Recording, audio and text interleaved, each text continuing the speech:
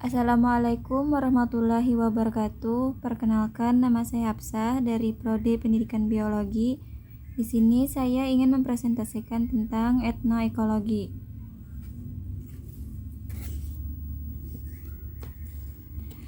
Etnoekologi merupakan cabang ilmu yang kehadirannya relatif baru. Karenanya beberapa ahli dalam menentukan terminologinya belum ada kesepakatan. Bidang ilmu ini muncul akibat adanya perspektif paradigma baru ilmu ekologi, yaitu sustainability. Maka dalam hal ini, ilmu etnoekologi tidak hanya mempelajari hubungan manusia dengan lingkungan saja, namun juga mengenai kondisi wilayah dan juga kultur budaya yang ada di masyarakat yang mempunyai pengaruh pada wilayah tersebut. Etnoekologi, kumpulan pengetahuan yang dimiliki populasi tertentu mengenai aspek ekologis lingkungannya dan berbagai implikasi praktisnya.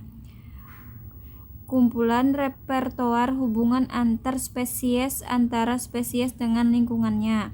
Repertoar dalam KBBI adalah perbendaharaan bahasa atau dialek ragam yang dimiliki seseorang atau masyarakat.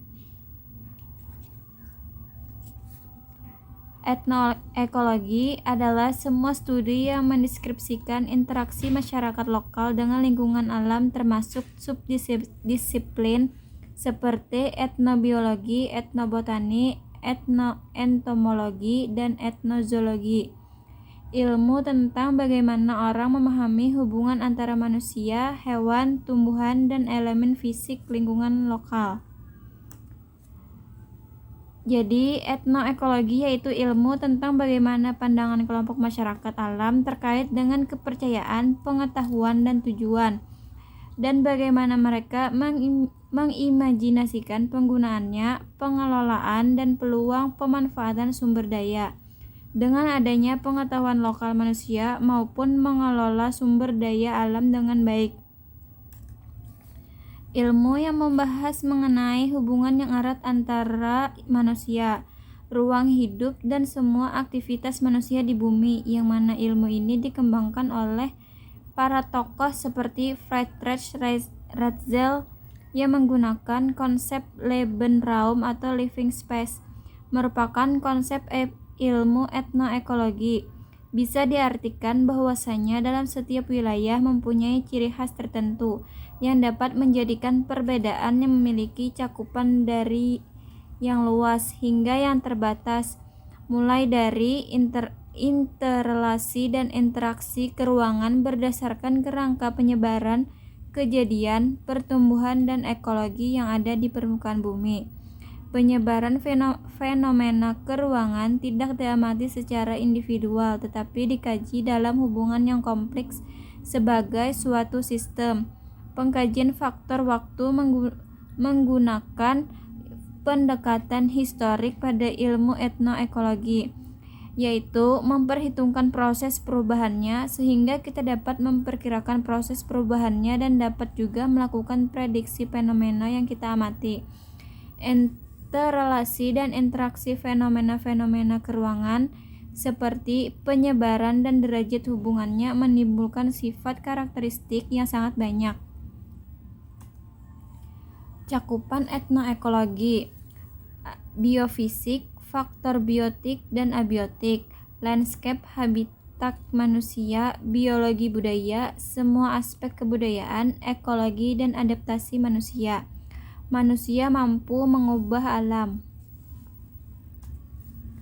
Kaitan etnoekologi dengan etnobotani yaitu konservasi jenis spesies, inventarisasi tumbuhan, keberlanjutan pasokan sumber daya tumbuhan liar, produk non-kayu, peningkatan ketahan pangan, nutrisi dan perawatan kesehatan, pelestarian, pemulihan dan penyebaran pengetahuan botani dan kearifan lokal, penegasan hak-hak masyarakat lokal dan adat, kesepakatan tentang hak-hak masyarakat di kawasan lindung, identifikasi dan pengembangan produk ekonomi baru dari tumbuhan, untuk misalnya kerajinan tangan, makanan, obat-obatan herbal, dan tanaman hortikultura. Kontribusi untuk pengembangan obat baru. Contohnya, ritual Tiwah Dayak Ngaju. Ritual Tiwah merupakan salah satu ritual adat yang ada di Kalimantan yang masih diselenggarakan hingga saat ini. Ritual Tiwah berasal dari masyarakat suku Dayak Ngaju di Kalimantan Tengah. Ritual ini merupakan upacara kematian adat sekaligus ritual sakral terbesar di suku Dayak Ngaju. Dikatakan sebagai ritual terbesar karena ritual Tiwah melibatkan sumber daya yang besar dan waktu penyelenggaraannya lama. Ritual Tiwah merupakan upacara kematian yang digelar untuk seseorang yang sudah meninggal dan dimasukkan dalam runi atau peti mati. Tujuan ritual ini adalah meluruskan perjalanan Salumpuk Liau menuju Lewu Tatau dalam konsep kematian Dayak Ngaju. Selain itu, ritual Tiwah juga diselenggarakan sebagai proses buang sial bagi keluarga yang ditinggalkan. Masyarakat Dayak Ngaju umumnya menganut kepercayaan lokal yaitu keharingan. Bagi mereka, kematian merupakan tahap awal manusia mencapai dunia kekal abadi, yaitu dunia roh. Manusia yang sudah meninggal akan berganti wujud menjadi arwah, yang mereka sebut dengan nama Liau atau Liau. Liau ini wajib diantarkan ke Lewu Liau atau Lewu Tatau atau dunia arwah dalam proses yang disebut Tiwah. Dengan demikian, ritual Tiwah merupakan suatu kewajiban bagi masyarakat Dayak Ngaju baik secara moral maupun sosial. Masyarakat percaya Liau yang belum diantarkan melalui Tiwah maka akan tetap di dunia dan tidak bisa ke surga. Adapun makna dari ritual yang besar ini adalah agar keluarga yang ditinggalkan dapat tenang. Ketenangan itu muncul karena keyakinan keluarga mereka yang telah meninggal sudah diantarkan ke alam arwah melalui Tiwah.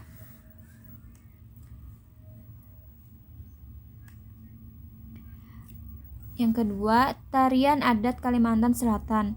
Budaya Kalimantan Selatan menyimpan banyak sejarah tarian. Banjar mempunyai dua kelompok tarian, ada yang tarian dari lingkungan kerajaan Keraten dan tarian yang berkembang di masyarakat. Semua tarian berawalan dengan nama baksa. Contohnya ada tari baksa kembang, tari baksa radap, dan tari baksa tanah. Baksa mempunyai artian kehalusan gerak dalam tarian. Tarian dari Kalimantan mengadopsi beberapa gerakannya dari tarian Jawa yang terlihat halus, kalem, dan pelan.